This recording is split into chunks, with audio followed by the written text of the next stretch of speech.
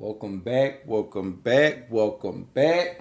I know you miss me. It's Coach P, aka John Doe, one half of the unofficial assistant coaches. You might know me as Coach Oos, Honorary Uso. I originally was gonna make a Heisman comparison video comparing Tua and Kyler Murray. Instead, I had a conversation with both Scarbrough, knowing we was gonna talk about the actual situation. I just end up saying I'm just gonna use this and upload it because all my arguments in my video was basically gonna be the same things I was telling Bo. And Bo don't know my identity, so don't bother blowing him up trying to find out who John Doe is. So, how do you feel about the Heisman race between Tua and Kyler? Man, I say this, man. Going all the way back to last year. And like I said, we ain't gonna count last year and we ain't gonna count practices. But let's just throw all this together. From the build up that Tua had leaving last year's season to now, Jalen went down 699 yards in production pass wise his first year to second year. That's the only quarterback to ever go down in production. In the Nick Saban era, Andrews out dead in '98. Tua came in and picked this offense up and took it to a level we've never seen in Alabama history. Kyler Murray just doing the same thing we just seen last year. It's nothing new. And with the defenses that he's playing, come on, man. They just played their championship game versus a 5-loss Texas team. Okay, Doe.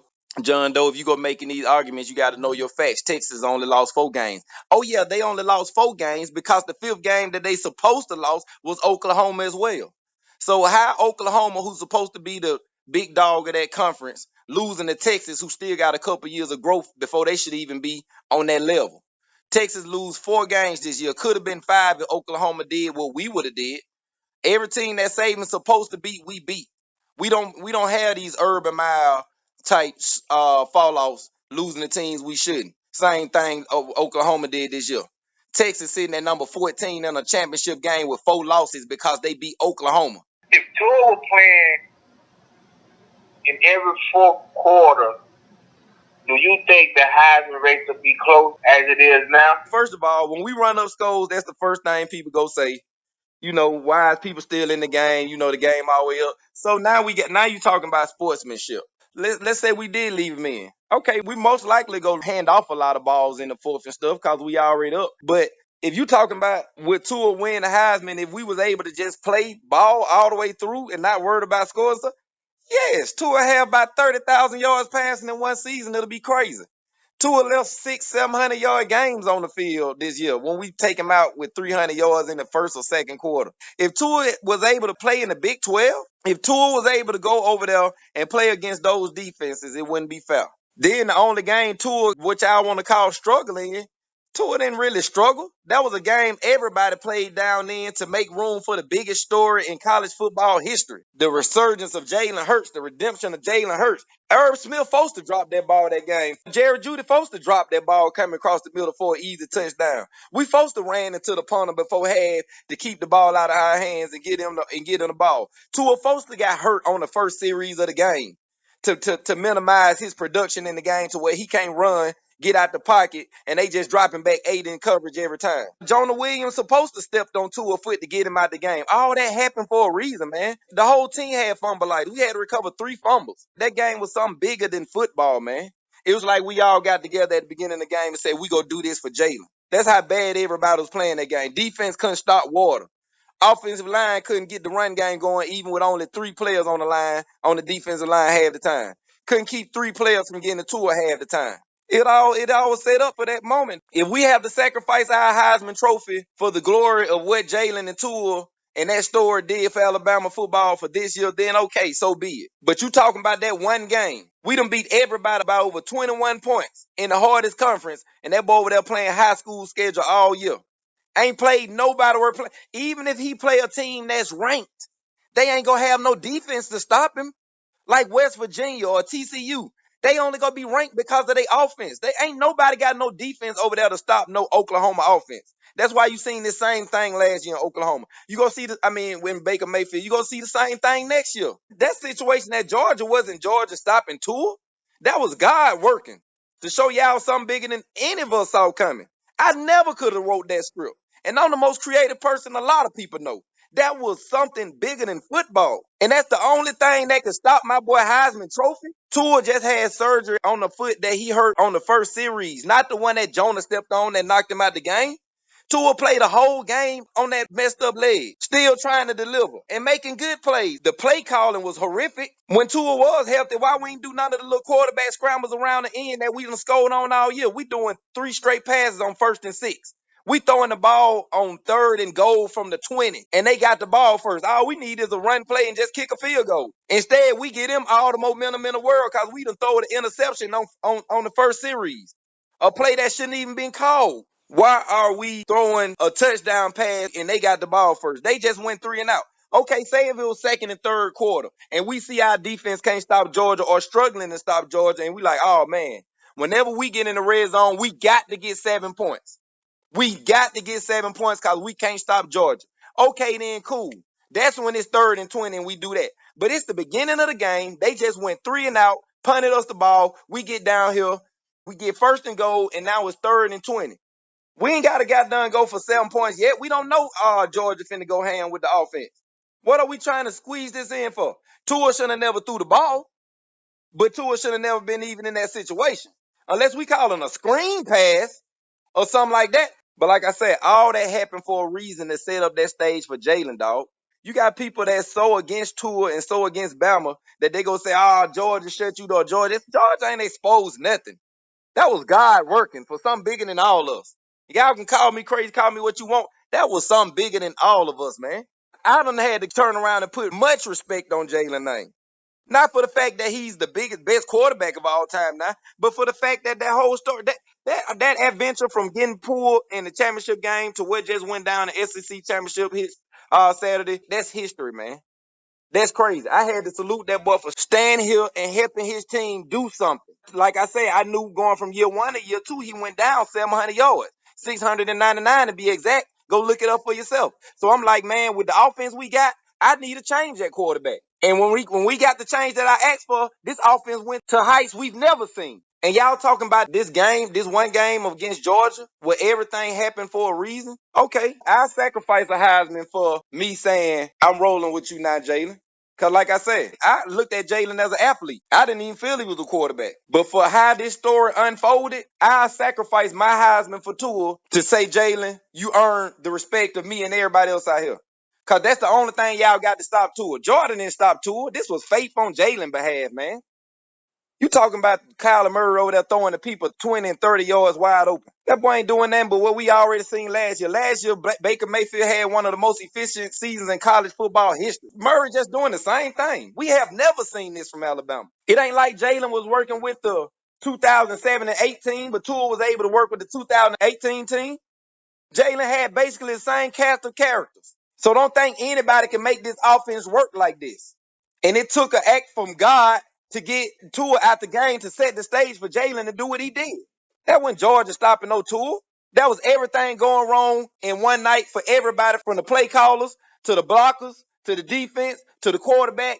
Everybody played a certain way out of characteristic for that game to go down the way it did. And that's all y'all got to keep my boy from the Heisman. Oh, man, please, y'all act like Tua left the game down 28 points. We were down 7 points with the ball driving. Finna give you that Heisman moment crap that you've been wishing for.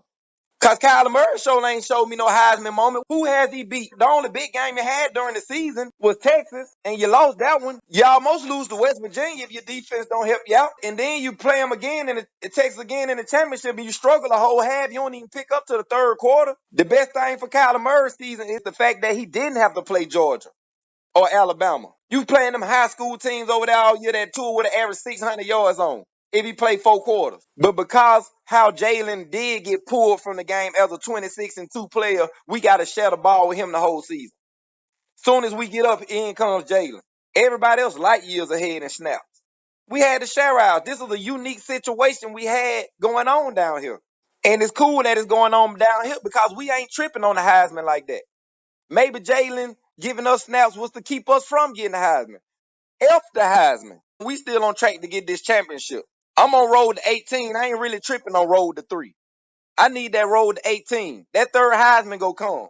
whether this year or next year. But now they just gave Kyler Murray the AP Player of the Year. If you go get him the AP Player of the Year and the Heisman Trophy, and that boy ain't did nothing this season against no team, what did he do in the regular season that can outshadow everything Tua brought to college football this year? People ready to vote against Bama because they saying people are losing interest in college football because of the dominance of Bama. They want to vote against us, man.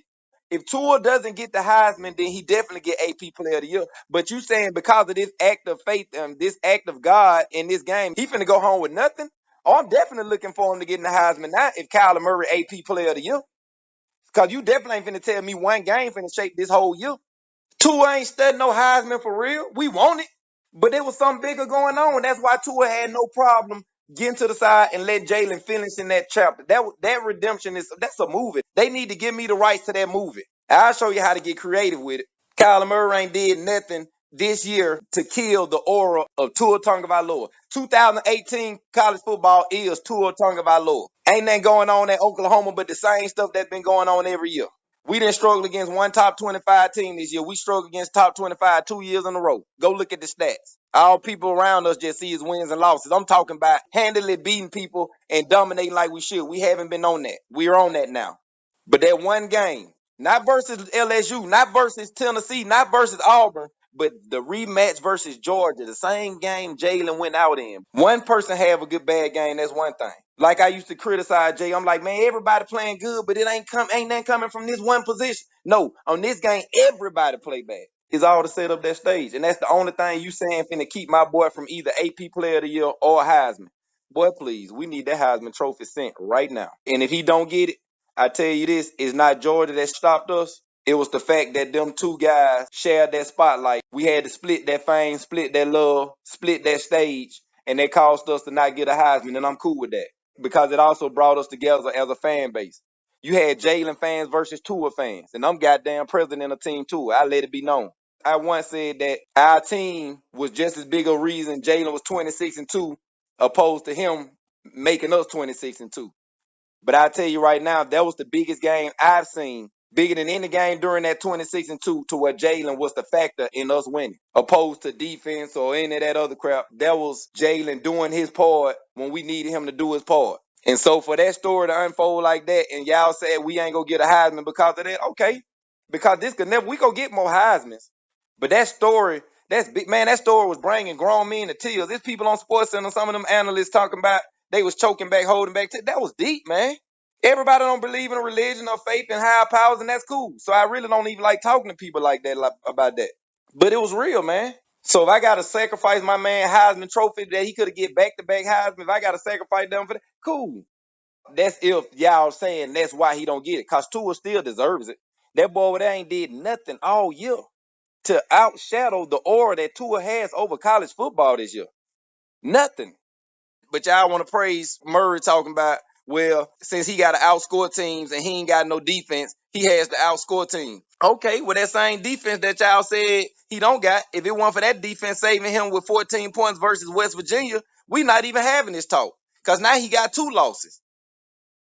And you need all 14 of those just to get past West Virginia. But we ain't going to give him no credit for defense. We want to take away from Tua for being so great. So you need to tell all your kids, hey, kids, don't be great. Be to the level of your competition. Because being great is a bad thing in sports. We don't want you to where you don't even have to play the fourth quarter. Dumb your skills down all the way to the fourth quarter and then let loose. So we can get this so-called Heisman. A Heisman moment ain't real. It ain't nowhere in no dictionary where you say you need a Heisman moment to win anything. A Heisman moment is put there when you got 2, 3, 4 players all looking like they got a chance to win it. Then you look for a Heisman moment. When you got somebody that's clear-cut ahead of everybody, you don't need no Heisman moment. That's like Usain Bolt winning a race by a mile, but y'all saying, oh, but look at the race for second and third. They going at it. Look at that race. That race was much better, so we ain't studying the guy who was all the way in first. You think Tua ripping up the SEC? Imagine him in the Big 12. Rewrite the record books. Let's fast forward to later in the phone call. Cause I was on this way before everybody. I was doing it on my Snapchat at first, and I was telling y'all, I said, man, there's a guy coming up here named Tua, man. That guy is the butt naked truth. I said, for what we need in this offense, he's slanging it, he doing this, and he mobile. He can do all this. And I also told you, I said, once you did what you did in that bowl game, when you did what you did versus Washington, running for more yards in playoffs than in a bowl game than any running back in Alabama history, when you already came to college like a meme freak of nature, like everybody was already on you, especially following Derrick Henry, like D. Henry Part 2 or the first installment of both. You went down in the Clemson game when you was tearing them up. If you don't go down in that game, that's another championship for us. By the next year, I told you, I said, man, the talk of the nation is you. Everybody's looking forward to you. Like when you go in the game, I got the film. Y'all know I do the breakdowns. If I was doing it back then, I could have showed all this. Every time they play action the ball to you or give you the ball, it was 30 people already in the backfield on you. That's because the defense at the time wasn't respecting Jalen's arm. And that was one of my little rants that I used to be on. It was, they single safety deep everybody up, especially when you in the game, stopping that run. So I'm telling you, two of this, two of that, two of that. And when he finally got up here, did you ever think Tua would be the cat that he is now? I'm talking about now he done came and saved us for a championship this past year. Came through and did everything he did on this season, like just the numbers, all the records, the things college football never seen before with the points and starting the season. It was just crazy. Did you ever think it'd be like that when you first got your first few practices or first few looks at him?